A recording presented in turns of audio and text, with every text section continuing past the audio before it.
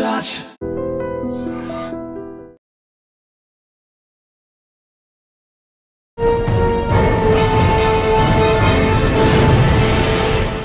ఈ వారం మన గెస్ట్ శేషాచలం అడవుల్లో రియల్ పుష్పాలని వెంటాడి పట్టుకునే పోలీస్ ఆఫీసర్.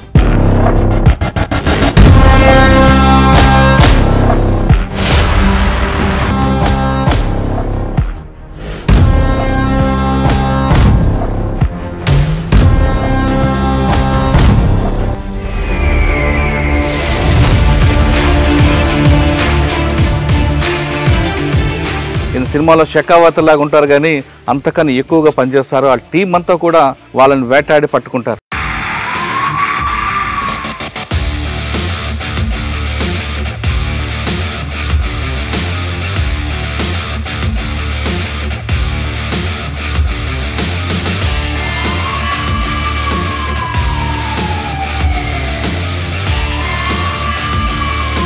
సారంగా మీరు కూడా షెకావత్ లాగా ఉన్నారు.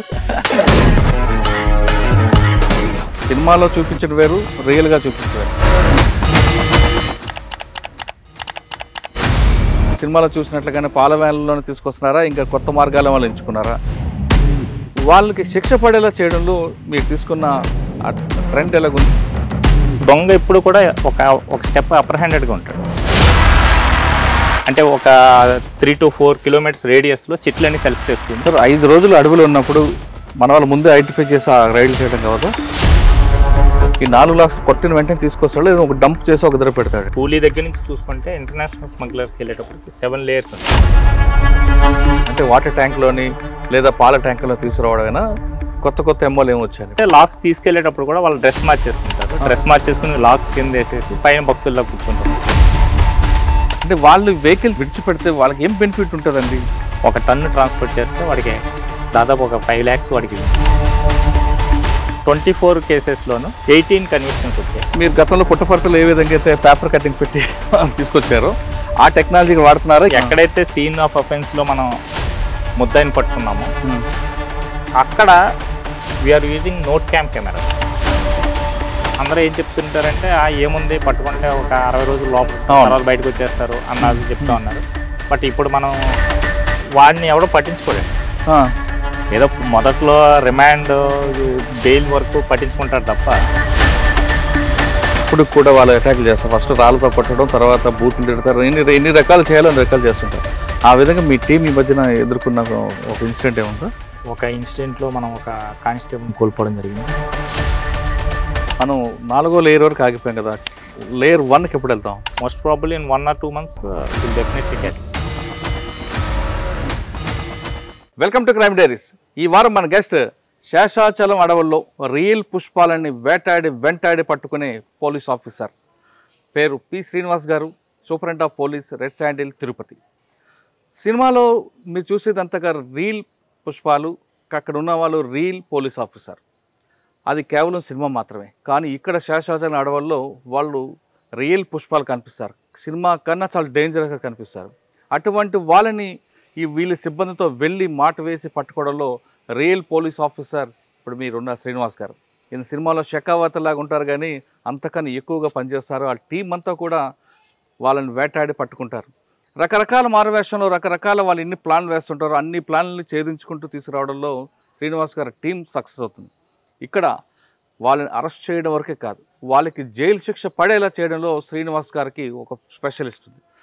అంటే కేసులు పెట్టడం, అరెస్ట్ చేయడంతో కాకుండా అందులో ఛార్జ్షీట్ వేసి ఆ కేసులో నేరం నిరూపించే వరకు వాళ్ళతో ఛార్జ్షీట్ వేయించడం, ప్రాసిక్యూషన్ చేయించడం, వాళ్ళకి శిక్ష పడడంలో శ్రీనివాస్ గారు టీం సక్సెస్ అయింది.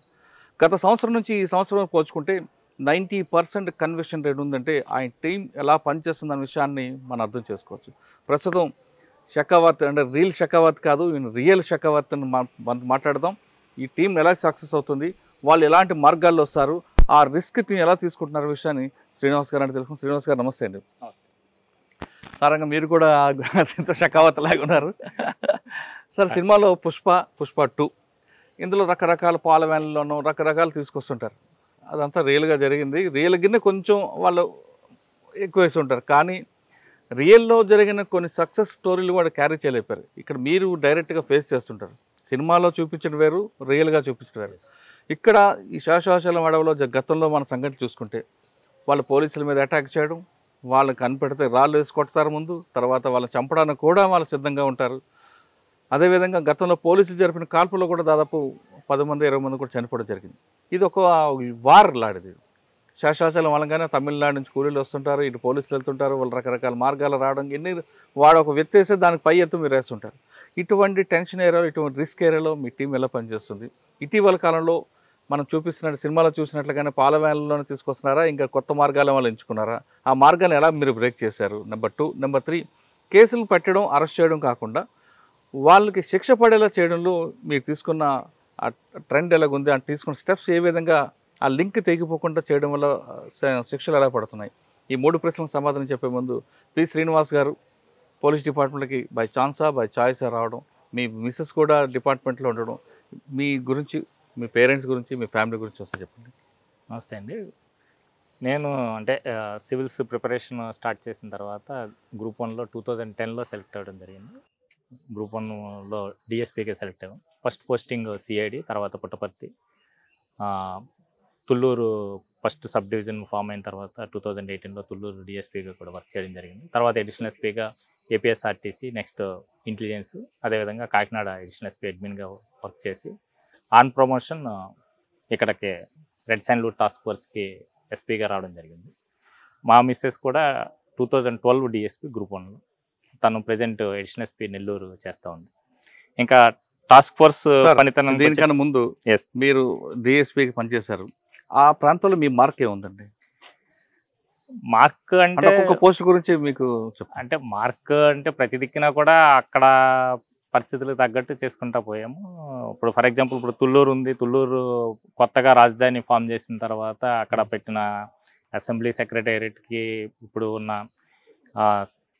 ఏదైతే సెటప్స్ ఉన్నాయో అన్నిటికీ కూడా సెక్యూరిటీ పాయింట్ ఆఫ్ వ్యూలో కానీ, ట్రాఫిక్ పాయింట్ ఆఫ్ వ్యూలో కానీ అన్నీ చేయడం జరిగింది. అప్పుడున్న పరిస్థితులకు తగ్గట్టు చేసుకుంటూ వచ్చాము. ఇప్పుడు అది మార్పు జరుగుతూనే ఉండే ప్రాసెస్. అందులో నా మార్క్ అన్నది స్పెషల్గా ఏముండదు. అప్పుడు ఆఫీసర్స్ కానీ పుట్టపర్తి కూడా పనిచేస్తారు కదా, పుట్టపర్తి చేసాము. అప్పట్లో అదే చేస్తా పోతా ఉంటాము. కానీ ఒక్కొక్క ప్రాంతంలో మనకు ఒక మెమరబుల్ కేసు ఉంటాయి కదా. పుట్టపర్తిలో మెమరబుల్ కేసు వచ్చేటప్పటికి నేను వర్క్ చేస్తున్న టైం అప్పుడు ఒక ఆస్ట్రేలియన్ లేడీ మర్డర్ కేసు జరిగింది. అది ఒక ఫస్ట్ మనకి రిపోర్ట్ అవ్వడం ఒక మిస్సింగ్ కేసుగా రిపోర్ట్ అయింది. రిపోర్టింగ్ కూడా ఒక ఆల్మోస్ట్ 60 days తర్వాత ఒక ఆస్ట్రేలియన్ ఉమెన్ మిస్సింగ్ కేసుగా రిపోర్ట్ అయింది. తర్వాత సైమల్టేనియస్గా మనం దాన్ని క్రాక్ చేసి మర్డర్ కేసుగా ఇచ్చేయడం జరిగింది. దానికి తర్వాత మనం కంటిన్యూ పర్సుయేషన్ చేయడంతో దాంట్లో ఎక్యూజ్డ్ కన్విక్షన్ కూడా రావడం జరిగింది. అంటే దేనికి మర్డర్ చేస్తాడు?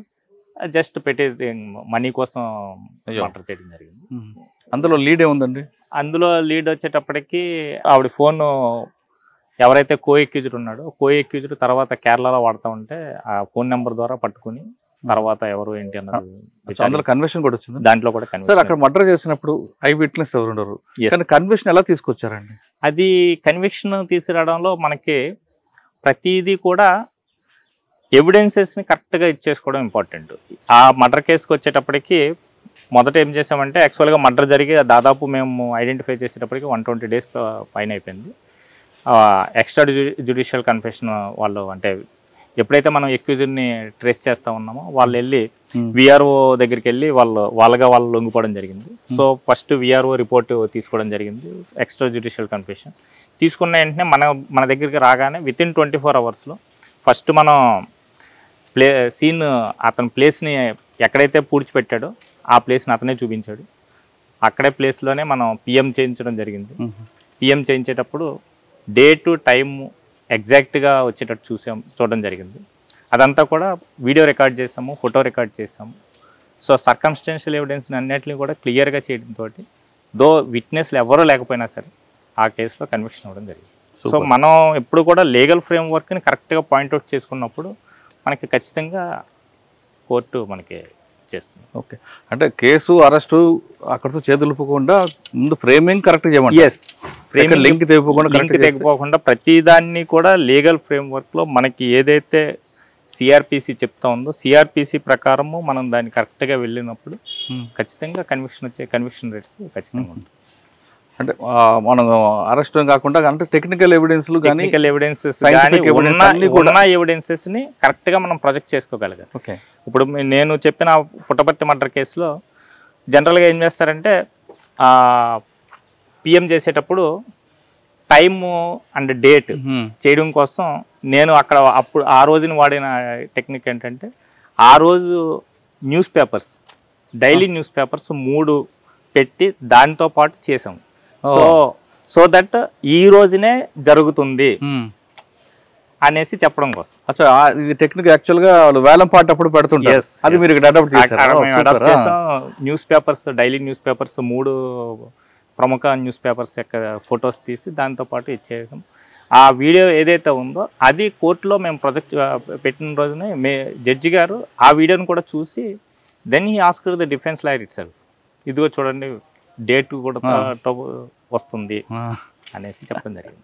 ఓకే అక్కడ తర్వాత అడిషనల్ ఎస్పీ అయిన తర్వాత అడిషనల్ ఎస్పీ అయిన తర్వాత ఎస్పీ ప్రమోషన్ గా రెడ్ శాండిల్వుడ్ టాస్క్ ఫోర్స్ రావడం జరిగింది. స్మగ్లింగ్ ఎర్రచందనం దీని గురించి ప్రపంచవ్యాప్తంగా ఉంది. అందులో పర్టికులర్గా మన దగ్గర తీసుకునేసరికి దీని మీద ఎక్కువ ఫోకస్ ఉంటుంది. దీని హిస్టరీ ఇందాక మీకు చెప్పినట్లుగా హిస్టరీలో రకరకాల ఈవెంట్స్ జరిగాయి. మన మీద పోలీస్ మీద అటాక్ అయింది, పోలీసుల అప్పర్ హ్యాండ్ అవ్వడం ఇవంతా జరుగుతుంది. అయినా దీనికి పోలీస్ స్టాప్ పడట్లేదు. మీరు వచ్చేసరికి ఇక్కడ ఎంత ఎర్రచందనం ఉంది, ఎన్ని కట్స్ అవుతుంటాయి, స్మగ్లర్స్ సినిమాలో చూపించినట్లుగానే కేవలం ఆ మోడ్లో ఉన్నారా, కొత్త కొత్త ఎంఓలను తీసుకున్నారా? అంటే స్మగ్లింగ్ యాక్టివిటీ అన్నది ఇట్స్ ఏ కంటిన్యూ ప్రాసెస్ అండి. అంటే కంటిన్యూ అంటే ఇప్పుడు కూడా దొంగ ఇప్పుడు కూడా ఒక స్టెప్ అప్పర్ హ్యాండెడ్గా ఉంటాడు. అతను చేస్తున్న దాన్ని బేస్ చేసుకునే మనం టెక్నిక్స్ ఫామ్ చేసుకుంటూ ఉంటాం. ఎప్పుడు కూడా అదే ఉంటుంది. సో స్మగ్లింగ్ యాక్టివిటీలో కూడా వాళ్ళు కొత్త కొత్త వెరైటీస్ ఫైండ్ అవుట్ చేస్తూ ఉంటారు. ఫర్ ఎగ్జాంపుల్ మీరు అన్నట్టు వాటర్ ట్యాంక్లో సప్లై చేయడం అనేసి, లేదంటే మిల్క్ ట్యాంక్స్లో వాడడం అనేసి, ఇవన్నీ కూడా టెక్నిక్స్ వాడుతుంటారు. మనం ఏదైతే టెక్నిక్ని వాళ్ళు ఈ ట్రాన్స్పోర్టేషన్ వాడుతున్నారు, ఈ టైప్ ఆఫ్ ట్రాన్స్పోర్టేషన్ వాడుతున్నారు అనేసి మనం ఐడెంటిఫై చేసి దాన్ని పట్టుకున్న తర్వాత వాడు మళ్ళీ ఇంకో దానికి వెళ్తాడు. మళ్ళీ దాన్ని మనం ఐడెంటిఫై చేసుకొని మళ్ళీ దాన్ని మనం క్రాక్ చేసినప్పుడు మళ్ళీ వేరే దానికి వెళ్తూ ఉంటాం. సో మనకి ఎప్పటికప్పుడు కూడా ఇన్పుట్ తీసుకుంటూ ఉండాలి, ఇంటెలిజెన్స్ ఇన్పుట్ తీసుకుంటూ ఉండాలి. ఏ ఏరియాస్ నుంచి ఎందుకు కొత్తగా ఏదన్నా వెరైటీ స్టార్ట్ అవుతుందా, వెరైటీ ఆఫ్ ట్రాన్స్పోర్టేషన్ స్టార్ట్ అవుతుందా, ఇవన్నీ ఇన్పుట్స్ తీసుకుంటున్నప్పుడు మనం ఐడెంటిఫై చేసుకోవడం ఈజీ అవుతుంది. సార్ 1 yearలో అది ఎంఓ మారుతుందా? అదే చెప్తాను. మీరు వచ్చినప్పుడు ఒక ఎంఐ ఉండేది, ఇప్పుడు ఏమో ఉందండి. ఎప్పుడన్నా సరే బేసిక్ థింగ్ ఒకటే ఉంటుంది. ఖచ్చితంగా వాడు కూలీలు వస్తారు, కూలీలు ముందు రోజు దిగుతారు, దిగిన తర్వాత ఫారెస్ట్లోకి వెళ్తారు, ఫారెస్ట్లోకి వెళ్ళి పట్టుకుని వచ్చిన తర్వాత ట్రాన్స్పోర్టేషన్లో ఎంఓస్ అన్నీ వస్తాయి. మనం కూలీస్ని కానీ ఎవరైతే మెయిన్ మేస్త్రీస్ ఉన్నారో వాళ్ళని ఫాలో అవుతున్నప్పుడు మనకి ఆటోమేటిక్గా ఇన్పుట్స్ మనం డెవలప్ చేసుకుంటూ ఉంటాం. ఇన్పుట్స్ డెవలప్ చేసుకుని మనం ఇచ్చేసుకోవడం. ఓకే సార్, ఈ చెట్టు మనకు కనిపిస్తుంది, యా, దీన్ని వాడు కట్ చేయడానికి ఎన్ని రోజులు పడుతుందండి? జనరల్గా ఏమవుతుందంటే అండి, ఇవన్నీ కూడా డీప్ ఫారెస్ట్లో ఉండే వాడు దిగిన తర్వాత కూలీ దిగిన తర్వాత డీప్ ఫారెస్ట్లోకి వెళ్ళడానికే మినిమం 1 day పడుతుంది. వాడు దిగి 1 day లోపలికి వెళ్ళిన తర్వాత ఒక 1 day వాడు సెలెక్ట్ చేసుకుంటాడు చెట్లు. అంటే ఒక 3 to 4 kilometers రేడియస్లో చెట్లన్నీ సెలెక్ట్ చేసుకుని వచ్చిన కూలీలు ఎంతమంది చెట్లు సెలెక్ట్ చేసుకుని అప్పుడు కొట్టడం స్టార్ట్ చేస్తారు. ఈ స్టేజ్కి రావడానికి ఒక 3 days పడుతుంది. అంటే చెట్టు కొట్టాలి, చెట్టు కొట్టిన తర్వాత లాక్స్ అన్ని సెపరేట్ అయిన తర్వాత ఆ లాక్స్ మళ్ళీ దూరం తీసుకున్నాం. దీన్ని డ్రెస్సింగ్ అంటారు. డ్రెస్సింగ్ చేసుకున్న తర్వాత వీడు బయటకు రావడానికి ఇది మొత్తం ఈ విధంగా లాగ్ ఈ విధంగా తయారవడానికి 3 days పడుతుంది. మళ్ళీ వాడు దాన్ని ఎత్తుకుని బయటకు వస్తాడు. బయటకు రావడానికి మళ్ళీ వెళ్ళడానికి 1 day పట్టిందంటే రావడానికి కూడా 1 day పడుతుంది. సో ఆల్మోస్ట్ ఒక 5 to 6 days వాడు ఫారెస్ట్లో ఉంటాడు. సరే 5 రోజులు మరి భోజనం అది వాళ్ళు ముందే ఐదర్ వెళ్ళేటప్పుడు అయినా పట్టుకుని వెళ్తారు. ఒక 5 to 6 days అంటే first day maybe dry food carry చేస్తాడు, సెకండ్ డే వాళ్ళు వండుకుంటారు. వండుకున్న ఫుడ్ తోటి వాళ్ళు 5 days సర్వైవ్. సార్ 5 రోజులు అడవిలో ఉన్నప్పుడు మన వాళ్ళు ముందే ఐడెంటిఫై చేసి ఆ రైడ్లు చేయడం కావదా? మనం అదే చేస్తాం, మనం చేస్తూ ఉంటాం అండి. మనం ఆల్మోస్ట్ ఈవెన్ కూలీలు వస్తున్న క్రమంలో కూడా మనం పట్టుకున్న రోజులు ఉన్నాయి. పట్టుకున్నప్పుడు దానికి ట్రెస్పాస్ కేసు పెడతాం. అంటే వాళ్ళు ఫారెస్ట్లోకి ఎంటర్ అవుతున్న కేసెస్ కూడా ఉన్నారు. ఫారెస్ట్ యాక్ట్ 20C ప్రకారం ఇట్స్ ఎన్ అఫెన్స్. సో దాని కేసు కూడా మనం ట్రెస్పాస్ కేసు అనేది పెడతాము. ఎందుకంటే రిజర్వ్ ఫారెస్ట్ ఏరియాలోకి ఎంటర్ కావాలంటే he has to have permission ఉండాలి. ఐదర్ మేబీ లోకల్ ఎయిట్కి అయితే పర్మిషన్ అవసరం లేదు. బయట నుంచి ఇప్పుడు ఫర్ ఎగ్జాంపుల్ ఒక తమిళనాడు నుంచో కర్ణాటక నుంచో వచ్చి శేషాచలం ఫారెస్ట్లోకి ఎందుకు ఎంటర్ అవుతున్నాడు అన్నది ఫస్ట్ థింగ్. సో దాన్ని బేస్ చేసుకుని కూడా మనం కేసెస్ పెట్టడం జరిగింది అతను ఫారెస్ట్లోకి ఎంటర్ అవుతున్న క్రమంలో. ఒకవేళ ఇన్ కేసు ఎంటర్ అయిపోయి కొట్టిన తర్వాత కూడా మనకి ఏదైనా ఇన్పుట్ వచ్చిందంటే విత్ లాక్స్ మనం పెట్టడం జరుగుతుంది. సార్ ఇప్పుడు ఈ 4 లాక్స్ ఉన్నాయి ఇక్కడ, ఈ 4 లాక్స్ కొట్టిన వెంటనే తీసుకొస్తాడు, ఒక డంప్ చేసి ఒక దగ్గర పెడతాడండి? అది వాళ్ళ ఒక్కొక్కరిది ఒక్కో టైప్ ఉంటుంది. అంటే ఒక్కొక్కసారి ఏం చేస్తారంటే మనకి ఎక్కువ లాక్స్ ఒకసారి కొట్టాలనేసి అనుకున్నప్పుడు మేబీ డంప్ చేసుకుంటూ ఉంటాం. ఈ లోపల లేదు ట్రాన్స్పోర్టేషన్ దొరికింది వాడికి ఇమీడియట్ షిఫ్ట్ చేయాలంటే ఇమీడియట్ షిఫ్ట్ చేస్తారు. బట్ ఇవి చేసిన తర్వాత ఫారెస్ట్ నుంచి షిఫ్ట్ చేయడం ఒక ఎత్తు అయితే, ఫారెస్ట్ నుంచి షిఫ్ట్ చేసిన తర్వాత he may keep these lakhs for ఇంకో గొడౌన్లో పెట్టుకోవచ్చు. గొడౌన్లో పెట్టుకున్న తర్వాత వాడు ట్రాన్స్పోర్ట్ చేయొచ్చు. ఇవి మొత్తం 7 లేయర్స్ అండి. కూలీ దగ్గర నుంచి చూసుకుంటే ఇంటర్నేషనల్ స్మగ్లర్స్కి వెళ్ళేటప్పటికి 7 లేయర్స్ ఉంటాయి. ఫస్ట్ కూలీ ఉంటాడు, మేస్త్రి ఉంటాడు, మేస్త్రి పైన ఆర్గనైజర్ ఉంటాడు, గొడౌన్ కీపర్ ఉంటాడు, నేషనల్ స్మగ్లర్ ఉంటాడు, ఇంటర్నేషనల్ స్మగ్లర్ ఉంటాడు. ఈ 7 లేయర్స్ అన్నమాట. మనం ఎప్పుడు కూడా మనకి ఎక్కువగా మేజర్గా ఫారెస్ట్లో దొరికేది కూలీ దొరుకుతారు, కూలీ మేస్త్రి. తర్వాత మనకి 2 లేయర్స్ దొరుకుతాయి, 5 లేయర్స్. మనం ఇప్పటికి 4th లేయర్ వరకు వెళ్ళామండి. 4th 5th లేయర్ వరకు వెళ్ళాము. రీసెంట్గా మనం హర్యానాలో లింకప్ కూడా వచ్చింది, అక్కడికి వెళ్ళాము. 5th లేయర్ వరకు కూడా మనకి ఇంకా 6, 7 దొరకాలి. 6, 7 దొరకాలి. 6, 7 దొరికితే ఇంకా అది అంటే ఏ స్టేజ్కి వెళ్తుంది అన్నది మనకి ఒక ఐడెంటిఫై కావాలి. సార్ ఇందులో కొన్ని రెడ్డిష్ ఉన్నాయి, కొన్ని బ్లాక్ కనిపిస్తుంది ఎందుకంటే? అంటే యాక్చువల్గా ఏ గ్రేడ్ లాగా వచ్చేటప్పటికి ఈ కలర్ ఉంటుందండి. ఇది ఇవన్నీ కూడా ఏ గ్రేడ్ క్వాలిటీ అన్నట్టు. ఈ బ్లాక్ ఎందుకు అవుతుందంటే వాడు ఏమన్నా ఎక్కువ రోజులు నీటిలో కానీ కీప్ చేసాడు అంటే కొద్దిగా బ్లాకిష్ వస్తుంది. అది కూడా పైన మాత్రం ఉంటుంది, పైన లేయర్ చెక్కేస్తే అది కూడా రెడ్ కలర్ వస్తుంది. లోపల ఎక్కడ డంప్ చేస్తారండి? అంటే ఈ ఫారెస్ట్లోకి వచ్చేటప్పటికి జనరల్గా వాటర్ బాడీస్లో డంప్ చేస్తారు. ఏదన్నా నీట్గా ఉంటే ఏదన్నా ఉంటే దాంట్లో కుక్కేస్తారు. బయటకు వచ్చిన తర్వాత వాళ్ళు గొడౌన్స్ పెట్టుకుంటారు. సార్ మీరు వచ్చినప్పటికి ఒక రకం ఎమ్మో ఉంది, తర్వాత ఎమ్మోలు ఏం మారాయండి? అంటే వాటర్ ట్యాంక్లోని లేదా పాల ట్యాంకులో తీసుకురావడమైనా కొత్త ఎమ్మోలు ఏమి వచ్చాయండి ఇప్పుడు? మీకు కూడా ఆశ్చర్యపోయింది. కొత్త ఎంఓలు ఏంటంటే ఇప్పుడు పిల్గ్రిమేజ్ పాయింట్ ఆఫ్ వ్యూలో వస్తూ ఉంటారు. ఇప్పుడు తిరుపతి ఉంది, తిరుపతి పిల్గ్రిమేజ్ పాయింట్ ఆఫ్ వ్యూలో ఎక్కువ మందిని ఎవరినో పెట్టుకుని రావడం ఆ టైప్ నడుస్తూ ఉంటుంది. అది లోపలికి వెళ్ళడానికే కదండి, లాక్స్ తీసుకెళ్లేటప్పుడు క్రమంలో కూడా లాక్స్ భక్తుల రూపంలో వస్తుందా? భక్తుల రూపంలో అంటే లాక్స్ తీసుకెళ్లేటప్పుడు కూడా వాళ్ళు డ్రెస్ మార్చేసుకుంటారు. డ్రెస్ మార్చేసుకుని లాక్స్ కింద వేసేసి పైన భక్తుల్లో కూర్చుంటారు. దేంట్లో? లారీ కాదు, వ్యాన్స్ లో కూర్చుంటారు. అదొకటి. 4 వీలర్స్ ఎక్కువ వాడుతున్నారు. ఇప్పుడు ఏంటంటే ఇంతకు ముందు లారీలు, మిల్క్ వ్యాన్స్ అవి వాడేవారు. ఇప్పుడు ఏంటంటే నార్మల్ కారు, జస్ట్ లైక్ ఏ ప్యాసింజర్ కార్ లాగా కూర్చుంటారు. లాక్స్ కింద వేసేస్తారు, సీట్ ఉండదు. సీట్ తీసేసి లాక్స్ కింద వేసేసి లాక్స్ మీద కూర్చుంటారు. మనకి అది సడన్ గా చూసేటప్పటికి మామూలుగా సీట్లో కూర్చున్నారు అన్నట్టే ఉంటుంది.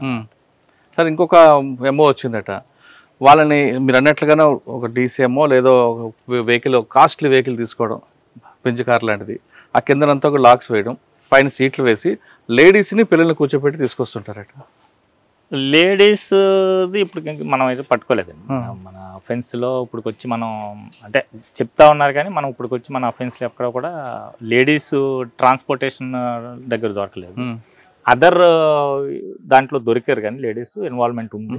బట్ ట్రాన్స్పోర్టేషన్ టైం అప్పుడు లేడీస్ లేరు. బట్ కూలీలు వస్తున్న క్రమంలో అయితే మాత్రం లేడీస్తో పాటు వచ్చి దిగారు అనేసి మనకి ఇన్పుట్ అయితే ఉంది కానీ, బట్ ట్రాన్స్పోర్టేషన్ టైం అప్పుడు అయితే లేడీస్. అంటే ఒక సమాచారం ఉంది, వాళ్ళు మంచి బెంచ్ కార్లు ఇప్పుడు చూస్తున్నాం, పెద్ద పెద్ద కార్లు కనిపిస్తాయి, ఆ కార్లోనే కిందనం వేసి పైన లేడీస్ కూర్చోపెడితే పిల్లలు పెడతారు. ఎప్పుడైనా పోలీస్ ఆపితే ఆ పిల్లల్ని గట్టిగా గిచ్చితే పిల్లలు ఏడుస్తుంటారు. దాంతో మీరు కూడా పిల్లల బండి కదా పంపించేస్తుంటారు. మనం యాక్చువల్గా వెహికల్ ఆపామంటే తరో చెకింగ్ చేసిన తర్వాత వదులుతాం. కానీ అక్కడ పిల్లలకి ఏడిపిస్తుంటారు. పిల్లలు ఏడిచిన అటువంటి మనమేము అవునా? మనకి ఖచ్చితంగా ఒక వెహికల్ ఆపామంటే కంపల్సరీ తరో చెకింగ్ చేస్తాం. వెహికల్ ఆపామంటే కంపల్సరీగా సీట్ ఉందా లేదన్నా మనకి ఐడెంటిఫై అయిపోతుంది. లాక్స్ వేసిన తర్వాత సీట్ పట్టదండి. అవును, లాక్స్ ని సీట్ గా వాడుకుంటారు. ఓకే, మీరు కూడా ఆశ్చర్యపోయే ఎమ్మో అని ఉందా? మేము కూడా ఆశ్చర్యపోయాము అంటే ఈ మధ్యకాలంలో అంత ఏమీ లేదు. మేబీ అంటే కూరగాయలు వేయడము, కార్న్ ట్రాన్స్పోర్టేషన్ కింద వేయడం అవే చేస్తూ ఉన్నారు. లాస్ట్ ఇయర్ వచ్చేటప్పటికి వేరే వ్యక్తి హౌస్ మెటీరియల్ ట్రాన్స్పోర్ట్ చేసుకుంటున్నాడు, ట్రాన్స్ఫర్ అయింది అనేసి ఇక్కడ నుంచి చెన్నై నుంచి హైదరాబాద్ ట్రాన్స్పోర్ట్ చేస్తున్న హౌస్ మెటీరియల్ తో పాటు లాక్స్ చేశారు. అట్లా సో మనం చెక్ చేసినప్పుడు ఏంటంటే ఎవరో వ్యక్తి ప్యాకర్స్ అండ్ మూవర్స్ బుక్ చేసుకున్నాడు, దాంట్లో వీళ్ళు లాక్స్ పెట్టారు. అంబులెన్స్ లో కూడా తీసుకొస్తుంటారు కదా? అంబులెన్స్ ఇవన్నీ లేదండి ఈ మధ్య, ఎందుకంటే మనం ఏ ఏరియా కంపల్సరీగా మనకి ఇన్పుట్ వచ్చినప్పుడు ఈ ఏరియా నుంచి ఎందుకు అంబులెన్స్ వెళ్తుంది, లేదు కాస్ట్లీ వెహికల్ ఎందుకు వెళ్తుంది అనేది మనం చూస్తున్నాం. కాబట్టి ఇంతకుముందు మొదట్లో అయితే మీరు అన్నట్టు బెంచ్ కారు ఇవన్నీ కూడా వాడారు, ఈ మధ్య కాలంలో కాస్ట్లీ వెహికల్స్ ఏవి వాడతలేదు. అంటే ఒక్కసారి వెహికల్ దొరికితే వాళ్ళకి వెహికల్ కాస్ట్ ఎక్కువైపోతుంది. మనకి యాజ్ ఫర్ సెక్షన్ 32D ప్రకారం any vehicle use for the transportation of red sandalwood is also treated అయితే crime vehicle. Once crime vehicle కింద మనం ఐడెంటిఫై చేసి పెట్టిన తర్వాత దాన్ని రిలీజ్ చేయడం అన్నది అతనికి పార్టీకి రిలీజ్ చేసుకోవడం అన్నది కష్టమవుతుంది. సో కాస్ట్లీ వెహికల్ ఏది పట్టుకున్నా కూడా ఆల్మోస్ట్ వెహికల్ కాన్ఫిస్కేట్ అయిపోతుంది, అంటే గవర్నమెంట్కి వచ్చేస్తుంది వెహికల్. సో అందుకనేసి కాస్ట్లీ వెహికల్స్ ఈ మధ్యకాలంలో వాడతలేదు, మొదట్లో వాడేవారు. ఓకే, ఫ్రమ్ 2014, 15, 16 వరకు వాడడం జరిగింది. ఇప్పుడు అన్నీ కూడా అన్ని సెకండ్ హ్యాండ్ వెహికల్సే వాడతాం. సార్ ఇప్పుడు మీ దగ్గర ఆఫీస్లో కానీ లేదా రైల్వే కోడ్ దాటిన బాకారాపేట కొన్ని చెక్ పోస్టుల దగ్గర చూస్తే వెహికల్స్ అన్ని డంప్ అయిపోయి కనిపిస్తుంటాయి. ఇప్పుడు మనకు కనిపిస్తున్నాయి ఇక్కడ అన్నీ కూడా. అంటే వాళ్ళు వెహికల్ తీసుకొని విడిచిపెడితే వాళ్ళకి ఏం బెనిఫిట్ ఉంటుందండి? వెహికల్ సీజ్ చేస్తారు, అది అలా కంటం అవుతుంది, తర్వాత ఎప్పుడో మీరు ఆక్షన్ వేస్తారు. ఆయనకి స్మగ్లర్కి ఏం బెనిఫిట్ ఉంటుందండి? అంటే యాక్చువల్గా కేసు అవుతుంది, అది మన పార్ట్ కాదండి. ఇందులో ఏంటంటే మనం red sandalwood task force work ఏంటంటే మనది, మనం ముద్దాయిని పట్టుకున్న తర్వాత ఈ కాన్ఫిస్కేషన్ ఆఫ్ లాగ్స్ కానీ కాన్ఫిస్కేషన్ ఆఫ్ వెహికల్ కానీ మేము ఏ ఏరియా ఫారెస్ట్ అఫీషియల్స్ దగ్గరికి అయితే పట్టుకోవడం జరిగిందో ఆ ఏరియా ఫారెస్ట్ డిఎఫ్ఓకి మనం హ్యాండ్ ఓవర్ చేయడం జరుగుతుంది. Okay, so DFO intern has to conduct the auction of the both logs and లాక్స్కి వచ్చేటప్పటికి మనకి సెంట్రల్ గోడౌన్ ఉంది, సెంట్రల్ గోడౌన్కి తరలించి అది గవర్నమెంట్ ఆక్షన్ జరుగుతుంది. వెహికల్ ఆక్షన్ వచ్చేటప్పటికి DFO has to conduct the vehicle auction. So దాని నాకు వస్తున్నది కాదు, లాక్స్ తీసుకొస్తారు, మీరు పట్టుకుంటారు, లాక్స్ సీజ్ అవుతాయి, వెహికల్ సీజ్ అవుతుంది, కేసు అవుతుంది. ఓకే, కేసు అయిన తర్వాత ఇంత తొందరగా బెయిల్ రాదు, కానీ వాళ్ళకి ఏం బెనిఫిట్ ఉంటుంది? ఇంత అంటే ఓకే ఓకే మీరు అడిగేదా ఇంత లాస్ ఎందుకు బేర్ చేయగలుగుతున్నారంటే, ఫర్ ఎగ్జాంపుల్ ఇప్పుడు ఒక్కొక్క లెవెల్లోనూ మీకు నేను చెప్పాను కదండి, ఇప్పుడు కూలీ అన్నాం, కూలీకి వచ్చేటప్పటికి ఇందులో బెనిఫిట్ ఏంటంటే అతనికి కేజీకి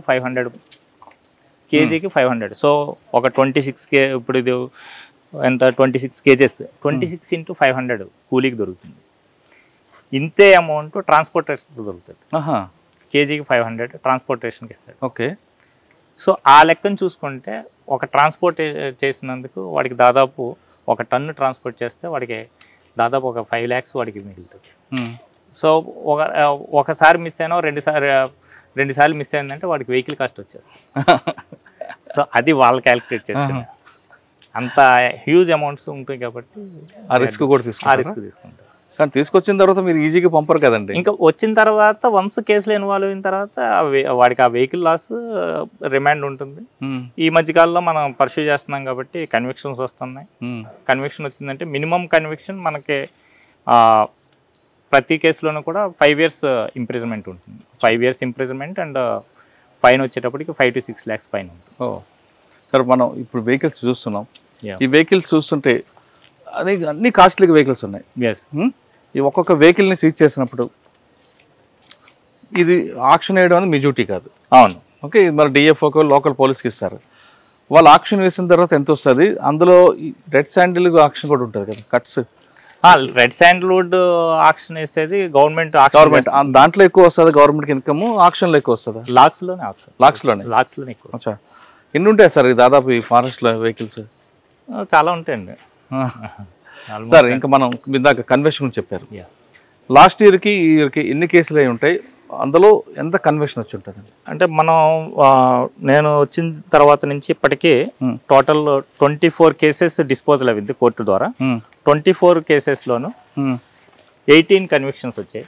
24 కేసులు 18 అండ్ 2 యాక్షన్ అబేటెడ్. అంటే ఎందుకు అంటే అందులో ఎవరైతే ఎక్యూజ్డ్ ఉన్నారో వాళ్ళు చనిపోవడం జరిగింది. సో చనిపోయారు కాబట్టి యాక్షన్ అబేటెడ్. ఓన్లీ 4 మాత్రమే ఎక్విటల్ అయింది. సో నేను వచ్చిన కాడి నుంచి ఇప్పుడు చూసుకుంటే 75% కన్విక్షన్ రేట్ ఉంది. అండ్ ఎస్పెషల్లీ దిస్ ఇయర్ 2025కి వచ్చేటప్పటికి మొత్తం 17 కేసెస్ డిస్పోజల్ అయ్యాయి. 17లో 15 కన్విక్షన్ వచ్చింది, 2 ఎక్విటల్. ఓకే, అంటే ఆ 4 ఎక్విటల్ ఎందుకు వచ్చాయండి? 4 ఎక్విటల్ రావడానికి రీజన్స్ కూడా వెరిఫై చేసాము. అది కొద్దిగా కేస్ బిల్డప్ కంటే కూడా లాక్స్ పట్టుకున్నప్పుడు కొద్దిగా వేరియేషన్స్ వచ్చాయి, దానివల్ల కొద్దిగా ఇది వచ్చింది. అంటే అటువంటి ఇష్యూని మళ్ళీ రిపీట్ కాకుండా మళ్ళీ రిపీట్ చేయకుండా మనం చూసుకుంటూ ఉన్నాం ప్రతి దిక్కున కూడా ప్రతిసారి. ఇందులో కన్వర్షన్ రావడానికి రేర్గా ఉంటుంది. అయితే మీరు గతంలో పుట్టపర్తిలో ఏ విధంగా అయితే పేపర్ కటింగ్ పెట్టి తీసుకొచ్చారో ఆ టెక్నాలజీని వాడుతున్నారా? ఇంకా ఇంకో టెక్నిక్ మార్చి కన్వర్షన్ తీసుకురావడానికి ఆ లింక్ తెగిపోకుండా చేస్తున్నాం. మేము వచ్చిన తర్వాత ఇప్పుడు మనం చేస్తున్న ప్రతి కేసులోనే ఏం చేస్తున్నాం అంటే, ఎక్కడైతే సీన్ ఆఫ్ అఫెన్స్లో మనం ముద్దాయిని పట్టుకున్నామో అక్కడ we are using Note Cam cameras. Note Cam అంటే యాప్, మన ఫోన్లోనే నోట్ క్యామ్ యాప్ ఉంటుంది. నోట్ క్యామ్ యాప్ ద్వారా ఎక్యూజ్డ్ ఒకవేళ లాగ్స్ సీజ్ అయితే లాగ్స్ అదే టైం అప్పుడు ఫోటో తీస్తున్నాం. సో ఆ నోట్ క్యామ్ యాప్ ద్వారా మనం ఫోటో తీసినప్పుడు date, time along with longitude and latitude తోటి మనకు ఫోటో వస్తుంది. ఆ ఫోటోని మనం కోర్టులో సబ్మిట్ చేస్తున్నాం. So it self is a clear scientific evidence that ఈ పర్సన్, ఈ అక్యూజ్డ్ ఈ లాక్స్ పొజిషన్ తోటి ఈ టైం అప్పుడు ఇతను ఇక్కడ ఉన్నాడు. So it self is a clear cut scientific evidence.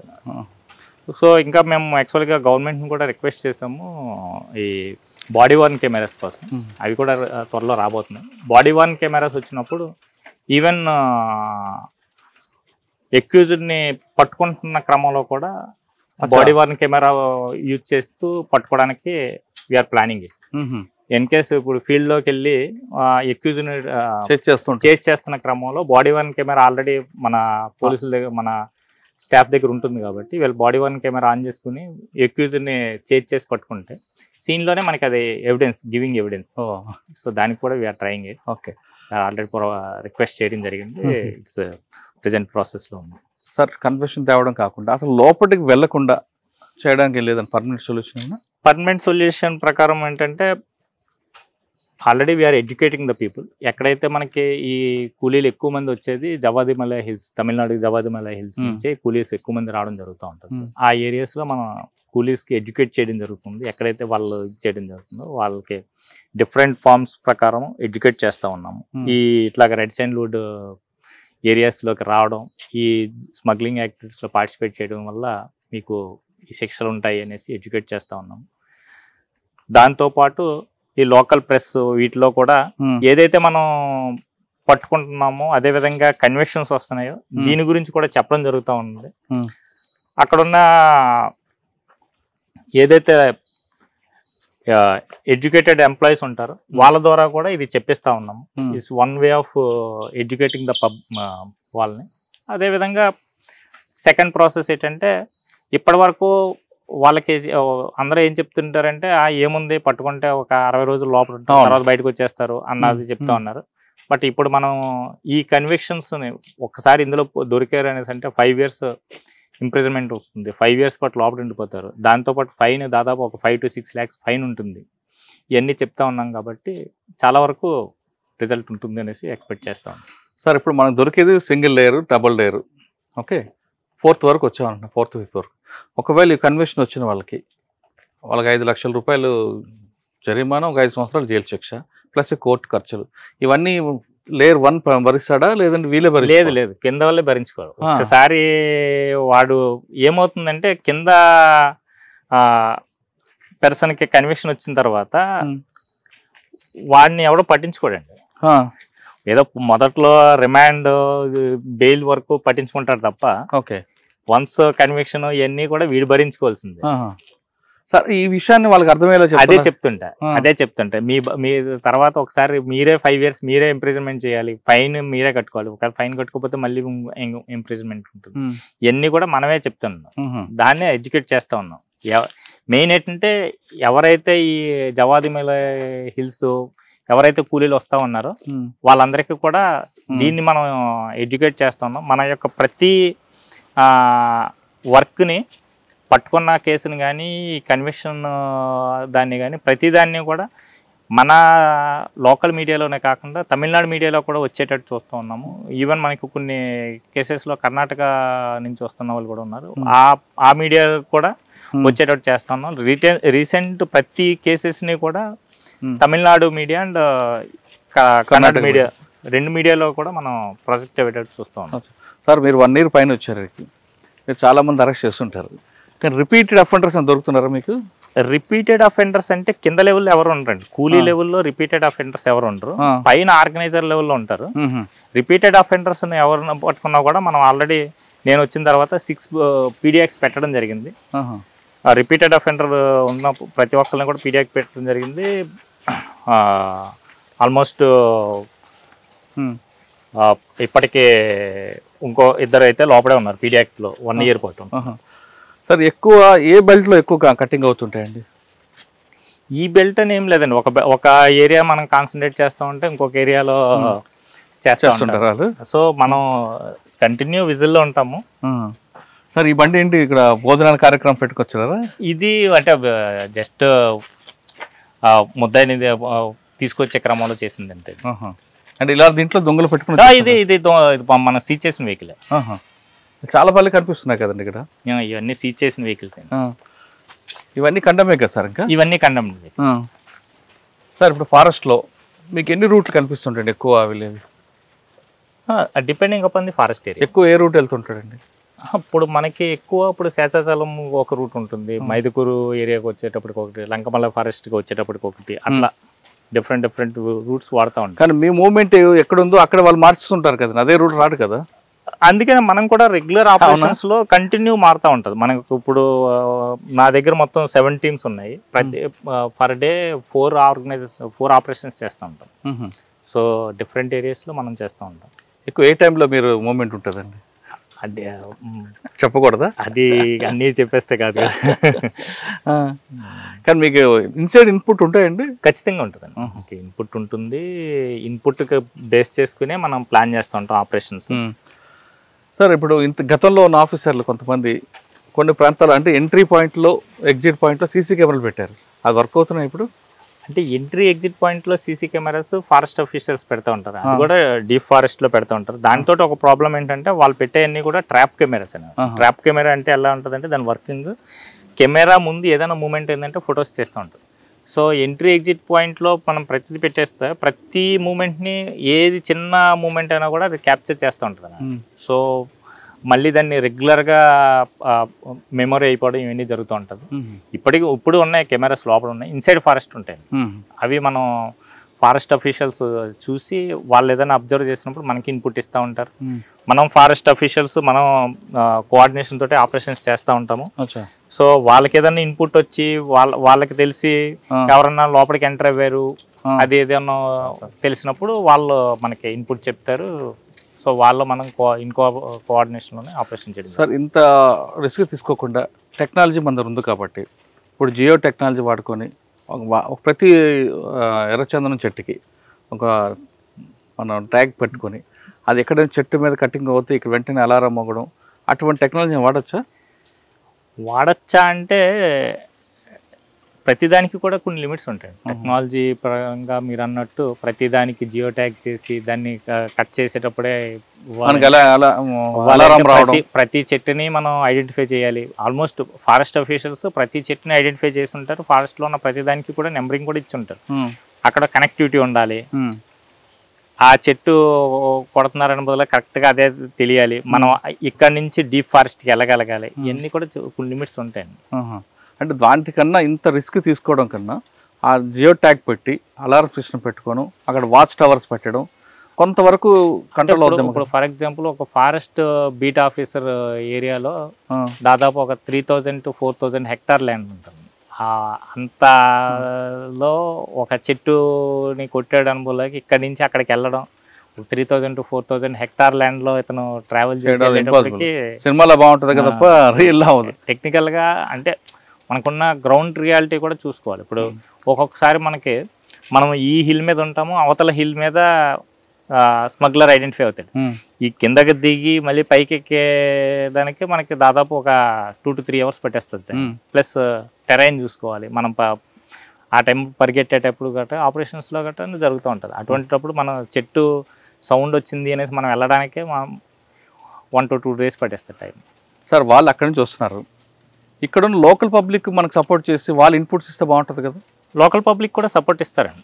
Forest adjoining villages ఏవైతే ఉన్నాయో వాళ్ళు ఎవరన్నా కొత్త వాళ్ళు వచ్చినప్పుడు మనకి ఇన్పుట్స్ ఇస్తూ ఉంటారు. ఇక్కడ కొద్దిగా మూమెంట్ పెరిగింది సార్ అనేసి చెప్తూ ఉంటారు. దాన్ని బేస్ చేసుకుని మనం చేస్తూ ఉంటాం. కానీ లోకల్ పబ్లిక్లో కొంతమంది వాళ్ళకి సపోర్ట్గా ఇవ్వడం, వాళ్ళకి షెల్టర్ ఇవ్వడం, వాళ్ళకి ఫుడ్ సప్లై చేయడం చేస్తున్నారు, వాడుతుంది వాస్తవం అంటారు అది. అంటే అందరూ మంచి వాళ్ళు ఉండరు, అందరూ చెడ్డవాళ్ళు ఉండరు. సో మనకి ఇన్పుట్ ఇచ్చే వాళ్ళు ఉంటారు, అదేవిధంగా కొంతమంది డబ్బులు కాసుపడి మీరు అన్నట్టు షెల్టర్స్ ఇచ్చే అవకాశం ఉంది, లేదనేసి అను. బట్ వాళ్ళు ఎవరైనా ఐడెంటిఫై అయినప్పుడు వాళ్ళని కూడా మనం కేసెస్లో ఇన్వాల్వ్ చేస్తూ ఉంటాం. సో సార్ ఫైనల్గా చెప్పండి, శేషాచలం అడవుల్లో ఎర్రచందనం అనేది స్మగ్లింగ్ ఆగిపోవడం ఆపడం ఇంపాసిబుల్లా పాసిబుల్లా? ఇంపాసిబుల్ అన్నది ఏమి ఉండదండి, చెయ్యొచ్చు. Persistent effort. ఇప్పుడు మనం ప్రతి దాంట్లోనూ మనం లీగల్గా కరెక్ట్గా వెళ్తున్న క్రమంలో ఒక స్టేజ్కి వచ్చేటప్పటికి ఖచ్చితంగా ఉంటుంది. ఇప్పుడు ఇప్పటిదాకా ఏంటంటే వాళ్ళకి తెలిసింది పట్టుకుంటారు, ఒక 60 days పాటు రిమాండ్లో ఉంటాము, తర్వాత బయటకు వచ్చేస్తాం, మనల్ని ఎవరు పట్టించుకోరు కదా అనేసి అనుకుంటున్నారు. బట్ ఇప్పుడు కన్విక్షన్స్ కూడా వస్తున్నాయి కాబట్టి ఖచ్చితంగా వాళ్ళకి ఆ భయం అంటూ ఉంటుంది. ఒకసారి దొరికామంటే 5 years, second time same offender second time మళ్ళీ కన్విక్షన్ వచ్చిందంటే ఈసారి 10 years మినిమం ఇంప్రిజన్మెంట్ ఉంటుంది. సో అవి జరుగుతున్నప్పుడు ఖచ్చితంగా ఇంపాక్ట్ ఉంటుంది. ఇప్పుడు కూడా పబ్లిక్ ఏంటంటే ఇంతకు ముందు అంత ఈజీగా రావట్లేదు దీంట్లోకి. స్మగ్లర్స్ యాక్టివిటీ కూడా చాలా వరకు కంట్రోల్ అయిపోయింది, ఇంకా కూడా ఫర్దర్గా కూడా కంట్రోల్ అవుతుంది. We are using the latest technologies అన్నీ వాడిన తర్వాత ఖచ్చితంగా కంట్రోల్ అవుతుంది. సార్ ఇప్పటికి చాలా చెట్లు కొట్టుంటారు, వేల చెట్లు కొట్టారు అంటే రూట్స్ తీస్తారా లేదా సగం? అంటే రూట్ కాకుండా చెట్టు మొదటి నుంచి కొట్టేసి కొడతారండి, కిందది కానీ వదిలేస్తే ఆ చెట్టు మళ్ళీ డెవలప్ అవుతుంది. చెట్టు మళ్ళీ డెవలప్ అంటే వాళ్ళు రూట్స్కి వెళ్తారా లేదంటే వాళ్ళకి కావాల్సిన పీస్ వరకు అవసరం కొట్టుకుని వెళ్తా ఉంటాం. కింద మరి కింద వరకు అయితే వెళ్ళరు, వదిలేస్తూ ఉంటారు. ఇప్పుడు ఇంకా మీరు అంటే స్మగ్లర్స్ వచ్చినప్పుడు కాకుండా మధ్య మధ్యలో ఇన్స్పెక్షన్ చేస్తుంటారండి అక్కడ? ఖచ్చితంగా ఫారెస్ట్లోకి వెళ్తూ ఉంటాం కదా, ఫారెస్ట్లోకి వెళ్తాము. మనకి అన్లెస్ మనం డీప్ ఫారెస్ట్లోకి వెళ్ళి ఏమన్నా చెట్లు ఏమైనా డిస్టర్బ్ అవ్వే లేదో తెలియనంత వరకు మనకి ఇన్పుట్ ఉండదు. సో ఫారెస్ట్లోకి వెళ్తేనే వాళ్ళు ఆ ఫారెస్ట్లోకి సేమ్ ఫారెస్ట్లోకి వాళ్ళు ఏ రూట్లో వెళ్ళారు, ఏ రూట్లో బయటకు వస్తున్నారని మనకి ఐడెంటిఫై అవుతుంది. సో ఖచ్చితంగా మనం ఫారెస్ట్లోకి వెళ్తాం. మనకి ఇంకా గూగుల్ టెక్ కూడా ఉంది కదండి, దాని ద్వారా మూవ్మెంట్ ఉందో లేదో కూడా తెలిసిన అవకాశం ఉంది కదా. అంటే నాసా తీసుకోవచ్చు, చాలా ఉన్నాయి కదా, అవన్నీ కూడా వాడచ్చండి. ఇప్పుడు ఈవెన్ శాటిలైట్ ఇమేజెస్ ఇవి కూడా వాడచ్చు. సార్ ఫైనల్గా చెప్పండి, ఈ మొత్తం ఆపరేషన్లో మీకు మ్యాన్ పవర్ తక్కువ ఉంటుంది, మీ వాళ్ళు వెళ్ళి ఇప్పుడు కూడా వాళ్ళు అటాక్ చేస్తారు, ఫస్ట్ రాళ్ళతో కొట్టడం, తర్వాత బూతులు తిడతారు, ఎన్ని రకాలు చేయాలో అన్ని రకాలు చేస్తుంటారు. ఆ విధంగా మీ టీం ఈ మధ్యన ఎదుర్కొన్న ఒక ఇన్సిడెంట్ ఏముందా? అంటే లాస్ట్ ఇయర్ మనకి ఒక 2 bad incidents జరిగింది. ఒక ఇన్సిడెంట్లో మనం ఒక కానిస్టేబుల్ కోల్పోవడం జరిగింది, ఇంకొక ఇన్సిడెంట్లో కానిస్టేబుల్ బ్యాడ్లీ ఇంజ్యూర్డ్. అయ్యో, ఇన్సిడెంట్స్ జరిగాయి. ఇంకా అవి మేజర్ ఇన్సిడెంట్స్. మైనర్ ఇన్సిడెంట్స్ వచ్చేటప్పటికి ఆల్మోస్ట్ ఆపరేషన్స్లో పడిపోవడం అనేసి, ఫ్రాక్చర్స్ అవడం, ఈ చిన్న చిన్న ఇన్సిడెంట్స్ అయితే జరుగుతూనే ఉంటాయి. సో దానికి తగ్గట్టు మనం ప్లాన్ చేస్తూ ఉన్నాము. లాస్ట్ ఇయర్ దీనికి సంబంధించే first time red sandalwood task force పెట్టిన తర్వాత ఫస్ట్ టైం దీనికి ఒక ట్రైనింగ్ మాడ్యూల్ పెట్టి ట్రైనింగ్ కూడా ఇవ్వడం జరిగింది. సో ఎవ్రీ టైము మా స్టాఫ్ కూడా అందుకనే ఎవ్రీడే మార్నింగ్ పీటీ పెట్టడం, కంపల్సరీ ఫిజికల్ ఫిట్నెస్ మెయింటైన్ చేసుకోవడం, అదేవిధంగా ఆపరేషన్స్లో తీసుకోవాల్సిన జాగ్రత్తలు ఏ అయితే తీసుకోవాల్సి ఉందో అవన్నీ కూడా ప్రతిసారి కూడా బ్రీఫ్ చేయడం జరుగుతుంది టీంకి. ఆపరేషన్ నుంచి రిటర్న్ వచ్చిన తర్వాత డీబ్రీఫింగ్ సెషన్ కంపల్సరీ పెడతాం. Compulsory minimum RI or DSP, ఒక్కొక్కసారి నేను కూడా అటెండ్ అవుతూ ఉంటాను. సో దట్ వాళ్ళు ఆపరేషన్లో చేసిన గుడ్ థింగ్స్ ఏంటి, ఏదైనా మిస్టేక్ ఏదైనా చేసి ఉంటే దాన్ని ఏ విధంగా ఎందుకు చేసి ఉన్నారు, దాన్ని ఎలా ఓవర్కమ్ చేయాలి, ఇవన్నీ కూడా ప్రతిరోజు కూడా డిస్కస్ చేయడం జరుగుతుంది. రివ్యూ అవుతుంటుంది, ఎవ్రీడే రివ్యూ అవుతుంది. మీకు వెపన్స్ లేవు? వెపన్స్ ఇచ్చారా? వెపన్స్ ఉన్నాయి మన దగ్గర, వెపన్స్ ఉన్నాయి. వెపన్స్ మనం ఆపరేషన్కి వెపన్ క్యారీ చేస్తాం. కానీ మీకు ఎప్పుడు ఎదురుపడలేదు ఇలాంటివి మీ మీదకి అటాక్ చేయడానికి? మా మీదకి అటాక్ చేసేంత స్టేజ్ అయితే రాలేదు. వన్స్ వెపన్ పవర్ కనబడుతూ ఉంటది కాబట్టి. అంటే మీ మీద డైరెక్ట్ కాకపోయినా మీ వాళ్ళు ఆపరేషన్ చేస్తున్నప్పుడు వాడు చాలా హై స్పీడ్ లో వస్తుంది. అదే అలాగే జరిగి లాస్ట్ టైం 2 ఇన్సిడెంట్స్ ఆ విధంగానే జరిగింది. ఆపరేషన్ లో వెహికల్ ఇంటర్సెప్షన్ జరుగుతున్న క్రమంలోనే ఒక కానిస్టేబుల్ మీద వెహికల్ ఎక్కించడం జరిగింది. ఇంకో కానిస్టేబుల్ ని చెక్ పోస్ట్ దగ్గర ఆపుతా ఉన్న క్రమంలో యాక్సిడెంట్ జరిగింది. 2 కూడా ఆపరేషన్ జరుగుతుంది. సార్ ఫైనల్గా చెప్పండి, ఇకపై జరగకుండా వాళ్ళు రాకుండా ఉండడానికి వాళ్ళ శిక్షలు, కోర్టు శిక్షలే దీనికి కరెక్ట్ అంటూ మీరు నమ్మారు. ఎస్. ఓకే, వాళ్ళు ఆ విధంగా శిక్షలు పడుతుంటే వాళ్ళు రావడం అంటే శిక్షలు పడడంతో పాటు ఇలా శిక్షలు ఉంటాయి అన్న విషయం వాళ్ళ వరకు తెలిసినప్పుడు ఖచ్చితంగా వాళ్ళ ఇది ఉంటుంది. అంటే ఇప్పటిదాకా వాళ్ళకి తెలిసింది ఏంటంటే ఒకవేళ ఇది ఇన్ కేస్ పట్టుకున్నా కూడా ఒక మహా అయితే ఒక 60 రోజుల లోపల జైల్లో ఉంటాము అనే ఇది వాళ్ళ భావంతో వస్తా ఉన్నారు. 60 రోజుల వరకు కాబట్టి వాళ్ళకి ఎవరైతే మేస్త్రి తీసుకొస్తాడో అతను చూసుకుంటూ ఉన్నాడు, బెయిల్ ఇప్పిస్తూ ఉన్నాడు, అక్కడతో అయిపోతుంది. బట్ ఈ కన్విక్షన్ వచ్చినప్పుడు 5 years ఇంప్రిజన్మెంట్ లోపల జైల్లో ఉండాలి. 5 years ఒక earning member of a family జైల్లో ఉంటే వాళ్ళ ఫ్యామిలీ ఏమవుతుంది? ఇవన్నీ వాళ్ళకి ఇవి జరిగినప్పుడు ప్రతి విలేజ్ నుంచి ఇప్పుడు మనం పట్టుకున్న ప్రతి ముద్దాయి కన్విక్షన్ ఎక్కువ రావడం వల్ల సో ముద్దాయిలు విలేజ్లో ఒక విలేజ్లో ఒక్కడికి శిక్ష పడినా కూడా విలేజ్ మొత్తం తెలుస్తుంది. అవును, ఒక వ్యక్తి మొత్తం 5 years పాటు లోపల ఉండిపోయాడు, ఫ్యామిలీ అంతా బయట ఉండిపోతుంది, వాడిని పట్టించుకునే వాళ్ళు ఉంటారు. అప్పుడు ఎవడు పట్టించుకోడు, ఎవడైతే ఆర్గనైజర్ ఉన్నాడో అప్పుడు ఏం పట్టించుకుంటలేదు. సో ఫైన్ కట్టుకోవాలి, 5 years పాటు లోపల ఉండాలి. ఇది జరిగినప్పుడు కంపల్సరీగా ఆ విలేజ్లో అమ్మో రెడ్ శాండల్వుడ్కి వెళ్ళకూడదు అన్నది వెళ్తుంది. సో ఆల్మోస్ట్ మనకి ఆ ఫీడ్బ్యాక్ కూడా వస్తుంది. మన లోకల్ అంటే తమిళనాడులో ఉన్న ఫారెస్ట్ అఫీషియల్స్ మనం కాంటాక్ట్ చేసినప్పుడు ఈ కన్వెక్షన్ యొక్క మెసేజ్ వాళ్ళకి బాగానే వెళ్తుంది సార్ అనేసి మనకి రీసెంట్గా కూడా చెప్పడం జరిగింది. So hopefully at one day they will not come. కానీ మనం 4వ లేయర్ వరకు ఆగిపోయాం కదా, లేయర్ 1కి ఎప్పుడు వెళ్తాం? లేయర్ అంటే ఇది ఒక్కొక్క స్టేజ్కి వెళ్తూ ఉంటామండి. ఇప్పుడు ఆ 5th లేయర్ దొరికిన తర్వాత మనకి 6th లేయర్ ఎవడన్నది ఐడెంటిఫై అవుతుంది. అంటే ఎప్పుడైతే ఫస్ట్ లేయర్ అతను పట్టుకున్నప్పుడు ఫస్ట్ లేయర్ అతను మాత్రమే ఇన్ఫర్మేషన్ ఇవ్వగలరు. సెకండ్ లేయర్లో ఎవడున్నాడండి, సెకండ్ లేయర్ అతను పట్టుకున్నప్పుడు అతను థర్డ్ లేయర్లో నేను ఎవరికి సప్లై చేస్తానని చెప్తాడు. థర్డ్ లేయర్ అతను పట్టుకున్నప్పుడు నేను ఎవరికి సప్లై చేస్తానన్నది చెప్తాడు 4th లేయర్. సో మనం 5th లేయర్ అతను పట్టుకున్నప్పుడు నెక్స్ట్ లేయర్ తెలుస్తుంది. ఖచ్చితంగా మనకి అంటే పర్సన్స్ తెలుస్తారు, బట్ అతను లీగల్గా తీసుకురావడానికి లీగల్ ప్రొసీజర్ నడుస్తూ ఉంది. So most probably in 1 or 2 months will definitely catch. First లేయర్కి వెళ్తారు, ఖచ్చితంగా వెళ్తారు, వెళ్ళాలని కోరుకుందాం. అప్పుడే మనకు దీని ఫుల్ స్టాప్ దొరుకుతుంది ఆశిద్దాం. ఇప్పటి వరకు ఉన్న రెడ్ శాండిల్లో మీరు చూసిన సినిమా పుష్పాలు కాదు, ఇక రియల్ పుష్పాలు ఉంటారు. వాళ్ళని పట్టుకోవడానికి వీళ్ళు ప్రాణాల సైతం తెగించి అటాక్ వీళ్ళు ముందుకెళ్తుంటారు. అయితే ఇక్కడ దొరికింది మనకి కేవలం కట్ చేసిన వాళ్ళు, ట్రాన్స్పోర్టర్లు, బ్రోకర్లు దొరుకుతున్నారు తప్ప అసలు వ్యక్తి దొరకలేదు. కాబట్టి త్వరలోనే ఆయనకు కూడా టచ్ చేస్తామంటూ శ్రీనివాస్ గారు చెప్తున్నారు. ఎప్పుడైతే టచ్ చేసామో అక్కడితో ఆగుతుందని భావిద్దాము, కానీ దీనికి ఫుల్ స్టాప్ పడాలనే ప్రజల్లో అవగాహన కల్పించాలి. ఎవరైతే ఎర్రచందనంకి నమ్ముకుని బతుకుతున్నారో వాళ్ళకి అవగాహన కల్పించి శిక్షలు ప్రధానంగా అవుతాయి. కేసులు పెట్టడమే కాదు, అరెస్ట్ చేయడమే కాదు, వాళ్ళకి శిక్షలు పడేలా మేము దర్యాప్తు చేస్తామంటూ చెప్తున్నారు. 75% ఇప్పటికి శిక్షలు పడ్డాయంటే, ఒకవేళ ఎర్రచందనం చెట్టు మీద ఒక గొడ్డలు పడిందంటే ఖచ్చితంగా ఆయనకి 5 సంవత్సరాల జైలు శిక్ష, 5 లక్షల రూపాయలు ఫైన్ పడే అవకాశం కనిపిస్తుంది. కాబట్టి ఈ ప్రచారం గట్టిగా వెళ్తే వాళ్ళలో కూడా మార్పు వస్తుందంటూ శ్రీనివాస్ గారు నమ్ముతున్నారు. ఇది ఎర్రచందనం స్మగ్లర్పై రియల్ షెకావత్ శ్రీనివాస్ గారితో యాక్చువల్లీ ఇంటర్వ్యూ. వచ్చే వారం మరో గెస్ట్తో మళ్ళీ కలుద్దాం. అంతవరకు నమస్తే. Thank you sir, thank you very much. నేను లేయర్ 1కి వెళ్ళాలని ఆలోచిద్దాం. Sure, thank you. తర్వాత మీరు త్వరలోనే ఒక జిల్లా ఎస్పీగా వెళ్తారు కాబట్టి అక్కడ కూడా మంచి మార్క్ అంటే పోలీస్ ఆఫీసర్కి కూడా సార్ కన్వెక్షన్ వస్తుంది, అరెస్ట్ చేయడం అది రొటీన్ అంతే కదా. దానిలాగా మీరు అని చెప్పారు సార్, పుట్టపర్తి కేసు, ఇక్కడ కన్వెక్షన్, అదే ఒక ఆఫీసర్ బిల్డప్కి వెళ్తుంది, మెసేజ్ కూడా పోతుందండి. ఈసారి చేతిలో పడితే ఇంకా లైఫ్ జీవితం జైల్లో ఉంటుందని. యాక్చువల్గా ఇప్పుడు ఆల్రెడీ కొంతమంది smugglers they are waiting for my transfer. ఈయన వెళ్ళిపోతే ఎలాగా ఉంటుంది, ఈయన వెళ్ళిపోతేనే మనం ప్రశాంతం చేసుకోవచ్చు. అలా ఉండదు. సిస్టమ్ ఒకసారి మీరు డెవలప్ చేశారంటే ఇప్పుడు నెక్స్ట్ ఆఫీసర్ మీద ప్రెజర్ పడుతుంది. ఆ ప్రెజర్ పడుతుంది.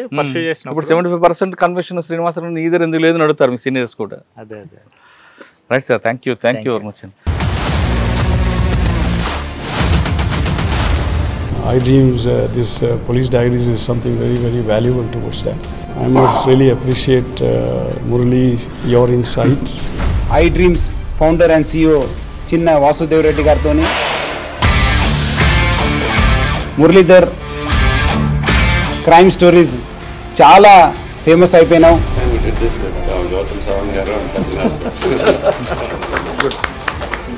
Well done.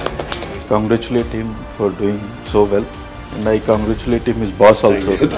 So well.